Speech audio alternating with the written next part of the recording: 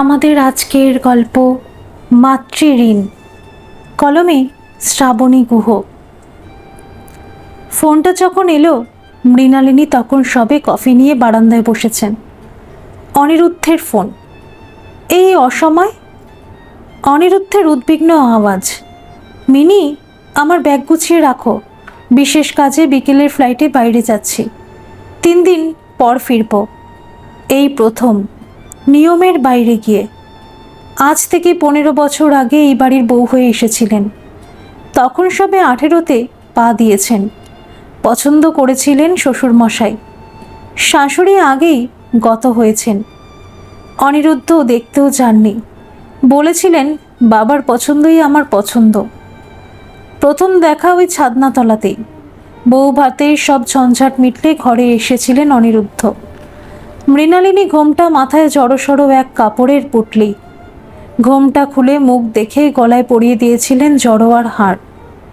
আলমারির চাবি আঁচলে বেঁধে দিয়ে বলেছিলেন, আজ থেকে তুমি এই পরিবারের কর্ত্রী। তোমার যাতে কোনো কষ্ট না হয় তার সব দায়িত্ব আমি পালন করব। খুব পছন্দ হয়েছিল অনিরুদ্ধকে। রূপবান পুরুষ, শিক্ষিত মানসিকতা।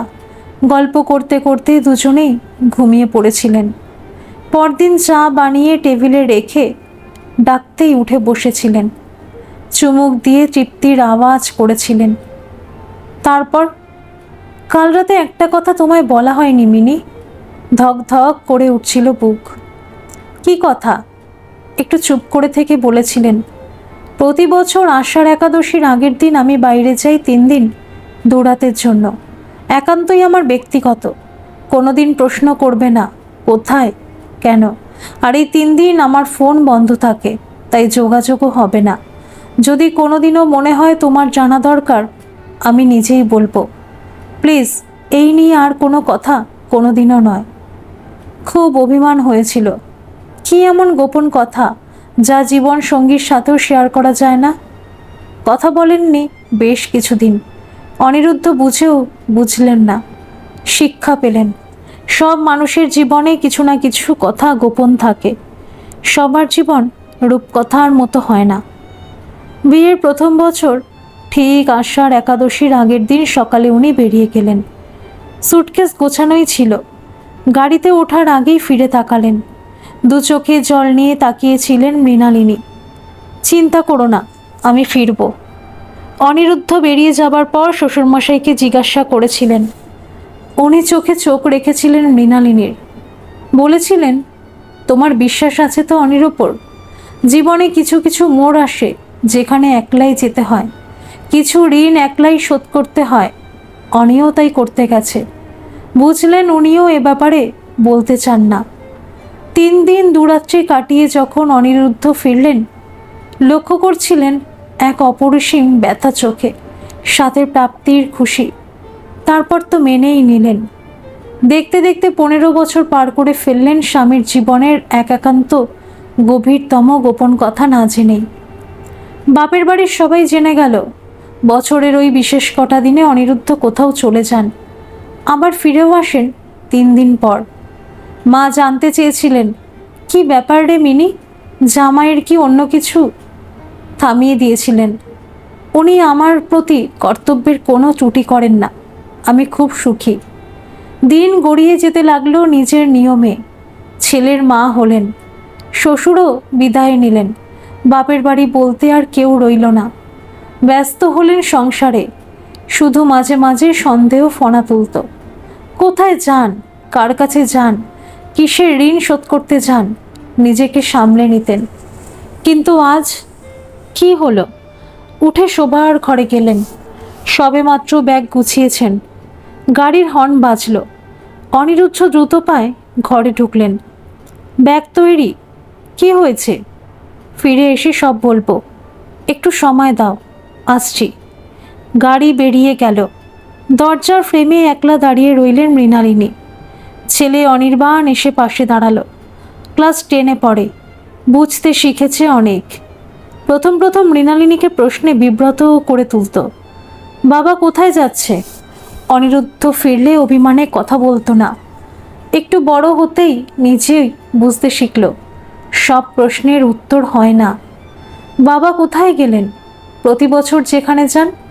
অসময়ে জবাব না দিয়ে দরজা বন্ধ করলেন মৃণালিনী। সিকিউরিটি চেক করে প্লেনের ভেতরে ঢুকলেন অনিরুদ্ধ। তোলপাড় চলছে মনের ভেতর, বাইরে থেকে তার আভাস পাওয়া মুশকিল। শুধু ভুরু দুটো কুঁচকে আছে। প্লেন গড়াতে শুরু করেছে। ছুট লাগালো রানওয়েতে। শরীর হালকা হওয়ার অনুভূতি নিয়ে নীল আকাশে ডানা মেলে দিল। চোখ বুঝলেন অনিরুদ্ধ। ডানা মেলল মন আকাশের সামিয়ানায়। ফোনটা আসতেই ব্যাকুল হয়েছিলেন প্রিয় গলার আরতিতে। হাহাকার ফুটে উঠেছিল প্রতিটি কথায়। একবার আসতে পারবে কি? শেষ সময় হয়ে এসেছে। এমনই তোলপাড় হয়েছিলেন যখন 18 বছর বয়সে পা দিয়েছিলেন।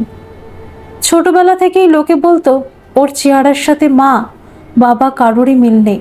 ওরা দুজনেই কালো, হাইট মেরে কুটে 5 ফুট 3 কি 6। ওদিকে অনিরুদ্ধ টকটকে ফর্সা, 6 ফুট 2, লম্বা সুঠাম শরীর। ভিড়ের মধ্যেও চোখে পড়ে। মা ম্লান হেসে বলতেন, আসলে অনি ও ঠাকুর দাদার বাবার চেহারা পেয়েছে। উনিও এমনই দেখতে ছিলেন। বছরে একবার বিশেষ দিনে বাবা বাইরে চলে যেতেন, বলতেন অফিসের কাজে, ফিরেও আসতেন দিন দিনেক পর। মনে কখনো কোনো সন্দেহ হয়নি।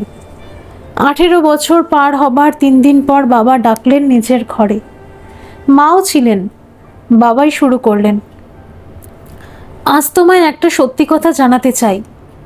থামলেন একটু। তুমি আমাদের গর্ভজাত সন্তান নাও। সেই মুহূর্তেই বজ্রপাতে পৃথিবী দুভাগ হয়ে গেলেও বোধ হয় এত আশ্চর্য হতেন না। কি কি বলছো বাবা? বিয়ের 2 বছর পর বেনারস বেড়াতে গেছিলেন আশুতোষ আর সুবর্ণা। বিশ্বনাথ দর্শনের সাথে নিজেদের একটু একান্তে পাওয়া, একান্তবর্তী পরিবারের বাড়ির লোকের ভিড় থেকে। খুব ঘুরলেন দুজনে। গঙ্গার ঘাটে আরতি দেখে মন ভরল। পরদিন ফিরে যাবেন। সুবর্ণা জিদ ধরল বেনারসি পান খাবে। অনেকটা রাত হয়েছে, তেমন ভিড় নেই রাস্তায়। পান মুখে দিয়ে হাঁটতে হাঁটতে হোটেলের দিকে। নিজেদের মধ্যেই মশগোল দুজনে। হঠাৎ সুই করে কিছু বেরিয়ে গেল কানের পাশ দিয়ে। দুম আওয়াজ। কি হলো ব্যাপারটা? ঘাড় ঘুরিয়ে দেখতে যাবেন, পরপর গুলি চলার শব্দ। অবাক চোখে দেখলেন ফাঁকা রাস্তায় ঘাগড়া চলি পড়া একটা মেয়ে ছুটে আসছে প্রাণপণে। পেছনে ধেয়ে আসছে 4-5 জন হাতে পিস্তল নিয়ে। অবিন্যস্ত পোশাক, ছেঁড়া চলি, রক্তাক্ত শরীরে মেয়েটা দৌড়ে সামনের গলির ভেতর ঢুকে পড়ল। পেছন পেছন লোকগুলো। ভয় পা চলছে না। পাথর হয়ে দাঁড়িয়ে রইলেন দুজনে। মিনিট 5 পরে লোকগুলো গলি থেকে বেরিয়ে এলো, কিন্তু মেয়েটাকে দেখতে পেলেন না। অশ্রাব্য গালাগালি করতে করতে লোকগুলো ওদের পাশ কাটিয়ে চলে গেল। পুরো ব্যাপারটাই কেমন সিনেমার মতো ঘটে গেল চোখের সামনে। কিছুক্ষণ দাঁড়িয়ে থেকে হোটেলের দিকে হাঁটা দিলেন। বাপরে, কি ভয়ঙ্কর দৃশ্য! ভাগ্যিস অদ্যই শেষ রজনী এই শহরে। গলির সামনে আসতেই কিছু একটা হামাগুড়ি দিয়ে পা জড়িয়ে ধরল সুবর্ণার। মুঝে বাঁচালো মাইজি, আতকে উঠলেন। সেই মেয়েটা। ভয়ের চোটে হিন্দি বাংলা মিশ্রিত হয়ে এক অদ্ভুত ভাষা বেরিয়ে এলো।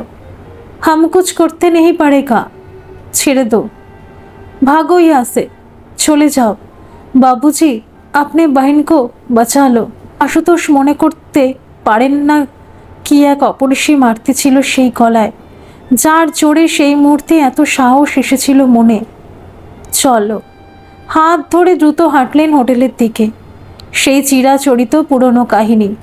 ভালোবেসে যার হাত ধরে ঘর ছেড়েছিল, 8 মাস ভোগ করে সেই এনে তুলল বেনারসের বাইজি মহল্লায়। কড়ির দামে বিকিয়ে গেল ইজ্জত। ততদিনে 7 মাসের বাচ্চা পেটে। ওই লোকগুলো কারা? মেরি পরিবার, মেরি ভাইয়া, চাচা, বাবুজি, সব লোক। ওর কথা থেকে আশুতোষ যা উদ্ধার করলেন তা হলো, ওর নাম রুক্মিণী, জাতে রাজপুত। যাকে ভালোবেসে ঘর ছাড়ল সেই রূপ সিংহ ছিল ছোট জাতের। শিকারি কুকুরের মতো বাড়ির লোক খুঁজছিল ওদের। রূপসিংহ যখন ওকে কোঠিতে এনে তোলে, রুক্মিণীর বাপের বাড়ি খবর পেয়ে যায়। সেই রাতেই খুন হয় রূপসিংহ। এবার রুক্মিণীর পালা। মারতে কেন চাইছিল তোমাকে? করুণ হাসল রুক্মিণী। अनारकिलिंग सुना है बाबूजी, राजपूत लोग के लिए जाने से ज़्यादा उनकी परिवार की इज्जत पैड़ी है। मैं मर गई उन लोगों के लिए। আমিও মরতে পারতাম, পারলাম না। পেটে যেটা এসেছে তার জন্য। কি করবে তাহলে? এর কি দোষ বলো? জন্ম দেব একে, মুঝে মদত করো। সেই রাতেই প্ল্যান ঠিক হলো। বোরখায় লুকিয়ে বেনারস ছাড়ল রুক্মিণী, সাথে আশুতোষ ও সুবর্ণা। বাড়িতে ফোন করে খবর দেওয়া হলো বিশেষ কারণে ওরা হরিদ্বার হয়ে কলকাতা ফিরবে। বাড়িতে এসে সব জানাবে। আশুতোষদের গুরুজির আশ্রম হরিদ্বারে, ওখানেই উঠল। সব শুনে গুরুজিও রাজি হলেন প্রাণ বাঁচাতে। আশুতোষ ও সুবর্ণা ফিরে এলেন কলকাতা। 3 মাস পর জন্ম হলো ছেলের। গুরুদেব নাম রাখলেন অনিরুদ্ধ। চোখের জলে রুক্মিণীর সন্তান তুলে দিল আশুতোষ ও সুবর্ণার কোলে। ঝাঁকুনিতে চোখ খুললেন অনিরুদ্ধ। প্লেন ল্যান্ড করেছে। লাগেজ কালেক্ট করে বাইরে এলেন। গাড়ি বলাই ছিল। ছুটল হরিদ্বারের পথে। ঘণ্টা 4 লাগবে পৌঁছতে। চঞ্চল হয়ে আছে মন, অস্থির লাগছে। দেখতে পাবেন তো একবার, শেষবারের মতো। ঈশ্বরের নাম স্মরণ করে চোখ বন্ধ করলেন আবার। ঈশ্বরের লীলা বোঝা দায়। ফালাপিন টিউবের প্রবলেম থাকায় ডাক্তার জানিয়ে দিলেন সুবর্ণা কোনোদিনও মা হতে পারবে না। শোক ভুলতে অনিরুদ্ধকেই আঁকড়ে ধরল সুবর্ণা। গুরুদেব ও রুক্মিণীর মত নিয়ে কাগজপত্র তৈরি করে আইনি দত্তক নিলেন অনিরুদ্ধকে। প্রতি বছর নিয়ম করে আশুতোষ দেখতে গেছেন রুক্মিণীকে। সন্ন্যাসিনী রুক্মিণী সব ছাড়তে পারলেও সন্তানের মোহ ছাড়তে পারেনি। বলেছিল, ये हमारा उधर रहा बाबूजी, तुम्हारी ऊपर। हर साल तुम आओगे मुझे मिलने के लिए, मेरी बेटा का खबर सुनाने के लिए। আরও বলেছিল, যেদিন অনিরুদ্ধ 18 বছরের হবে সেদিন যেন সব সত্যি জানানো হয় ওকে। পাথরের মতো বসেছিল অনিরুদ্ধ। যাদের এতদিন জেনেছে নিজের মা বাবা বলে, তারা কেউ নয় ওর। কোনো রক্তের সম্পর্কই নেই। নিজেকে বেজন্মা জারজ ভাবতে কষ্ট হচ্ছিল। আশুতোষ স্নেহের গলায় বললেন, অনি, তুমি রুক্মিণীর সাথে দেখা করো, আমরাও যাব তোমার সাথে। তারও তো ইচ্ছে করে তোমায় দেখতে। ছবি দেখে কি মন ভরে? যাবার সময় দিনক্ষণ ফিক্স হলো।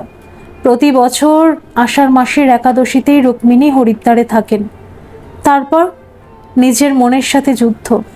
আগুনে পুড়তে পুড়তে দেখা করতে এলেন জন্মদাত্রী মায়ের সাথে। ভেবেছিলেন অনেক কটু কথা শোনাবেন, শান্ত হয়ে গেলেন দেখে। 18 বছরের কৃচ্ছ সাধনে ক্ষীণকায় হয়েছে দেহ। অনুতাপ আর অনুশোচনার আগুন শুদ্ধ করেছে এক সাধিকাকে। এক অসীম শান্তি বিরাজ করছে সারা মুখে। এক উজ্জ্বলতা আর জ্যোতি বিলয় চারিদিকে। আশীর্বাদের হাত রাখলেন মাথায় সন্ন্যাসিনী। পারেনি সাংসারিক মোহ ছাড়তে, তাই হয়তো এই জীবনে মোক্ষ লাভ হলো না। উনি বললেন, প্রতি বছর আষাঢ় মাসের একাদশীতে উনি হরিদ্বারে নেমে আসেন। 2 দিন থাকেন। বাকি সময় কেদারনাথের গুহায় ধ্যানমগ্ন হয়ে ঈশ্বরের কাছে ক্ষমা প্রার্থনা করেন। সেই গুরু প্রতি বছর অনিরুদ্ধ একাদশীর আগের দিন এসে পৌঁছান। বিকেলে মা ছেলে দুজনে মিলে গঙ্গার ঘাটে গঙ্গা আরতি দেখেন। একে অপরের সান্নিধ্যে আনন্দ উপভোগও করেন। 2 দিন পরে রুক্মিণী ফিরে যান কেদারনাথ। অনিরুদ্ধ ফেরেন কলকাতা। সব পৌঁছ গয়া। গাড়ি এসে দাঁড়িয়েছে আশ্রমের সামনে। ওনাকে নামতে দেখে ছুটে এলেন একজন আশ্রমিক। শিগগির আসুন, আর বেশি সময় নেই। দৌড়লেন। থমকে দাঁড়ালেন ঘরে ঢুকে। রুক্মিণী শুয়ে আছেন মাটিতে। কি হয়েছে ওনার? Last stage of lungs cancer, জবাব এলো। आवाज़ी चोख खुललें रुक्मिणी। आ गया बेटा, अब मैं शांति से भगवान के पास जा सकती हूँ। बंद হয়ে গেল চোখ। আপনাকে একবার দেখার জন্যই বোধহয় প্রাণ আটকে ছিল। মহা নির্বাণ হলো। এক সমুদ্র নোনা জল ছাপিয়ে এলো চোখে। চিবুক বেয়ে ভিজল বুক। কান্নাদলা পাকালো গলায়। মাইজি মাফ করনা, তেরে লিয়ে নালায়ক বেটা কো, এই নামেই তো ডাকতেন। ডেকে এসেছেন এতদিন ধরে। ফোন বাজছে। মৃণালিনী তুললেন। অনিরুদ্ধের ফোন। বল।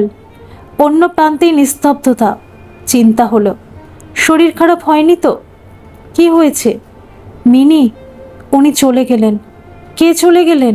আমার মা। আর কিছু গোপন করার রইল না আমার। কেটে গেল ফোন। সারা রাত ঘুম এলো না মৃণালিনীর। কি বললেন কিছুই বুঝতে পারেননি। অনিরুদ্ধ বাড়ি পৌঁছলেন যখন, প্রায় বেলা 2টো বাজে। মুন্ডিত মস্তক, পরনে সারাত্তা ধুতি। ঝি চাকর সব মুখ চাওয়াচাই করছে। সবার বিস্মিত চোখের সামনে মৃণালিনীকে নিয়ে দরজা বন্ধ করলেন। কেটেছে আরও বেশ কিছু বছর। অনির্বাণ ডাক্তার হয়েছে। অনিরুদ্ধ আর মৃণালিনী আরও একটু বুড়িয়ে গেছেন। দেওয়ালে পাশাপাশি 3টি ছবি রাখা। আশুতোষ, সুবর্ণা, রুক্মিণীর। একজন যশোদা মা, অন্যজন দেবকী মা। আজ অনির্বাণের বউ আসছে। ব্যস্ত মৃণালিনী আয়োজনে। দুধে আলতায় পা রেখে গৃহপ্রবেশ করল নতুন বউ। মৃণালিনী, অনিরুদ্ধ, অনির্বাণ আর নতুন বউ এসে দাঁড়ালো ছবির সামনে। প্রণাম করো বৌমা। অনির ঠাকুরদা, ঠাম্মি। আর ইনিকে? রুক্মিণী মাইজি, তোমার শ্বশুরের আসল জন্মদাত্রী। চোখের জল মুছলেন অনিরুদ্ধ। এতদিনে হয়তো সম্পূর্ণ হলো জীবনের বৃত্ত। তবে মাতৃঋণ কি শোধ করা যায়? ধন্যবাদ সকল বন্ধুরা। এই গল্পটি যদি আপনাদের ভালো লেগে থাকে তাহলে অবশ্যই একটা লাইক করে দেবেন। আর এই চ্যানেলে নতুন হয়ে থাকলে চ্যানেলটিকে সাবস্ক্রাইব করে আমার পাশে থাকবেন। আর পাশে থাকা বেল আইকনটিকে প্রেস করে দেবেন যাতে সমস্ত গল্পের নোটিফিকেশনগুলি সবার প্রথমে আপনাদের কাছে পৌঁছে যায়।